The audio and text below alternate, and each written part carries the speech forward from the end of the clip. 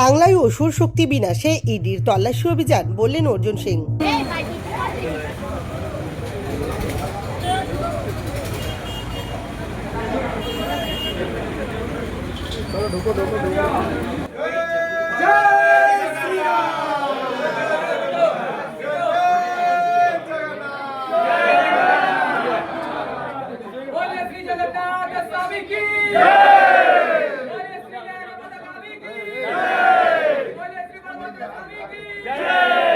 রোহিঙ্গা এবং বাংলাদেশি অনুপ্রবেশের সিন্ডিকেটের কোটি কোটি টাকার অর্থভাণ্ডার এবং জাল নথি তৈরি চক্রের পাণ্ডাদের খোঁজে বৃহস্পতিবার কলকাতার ২ চব্বিশ পরগনা এবং মুর্শিদাবাদের তল্লাশি অভিযান চালায় কেন্দ্রীয় তদন্তকারী সংস্থা ইডি।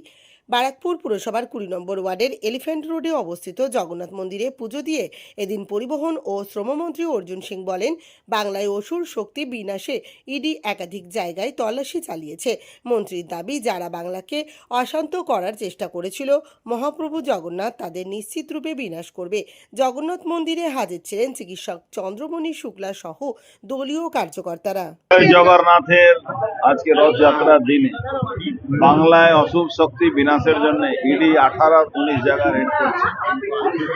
যারা খারিজি মাদ্রাসা লাভ করে ভারতবর্ষকে অস্থির করার চেষ্টা করেছিল, বাংলাকে অস্থির করার চেষ্টা করেছিল, তাদের সবারই ভগবান জগন্নাথের আশীর্বাদে তার ব্যবস্থা হচ্ছে। দিদি জগন্নাথ ধাম করেছিলেন, কিন্তু জগন্নাথ ধাম প্রত্যাখ্যান করলেন, কি বলবেন?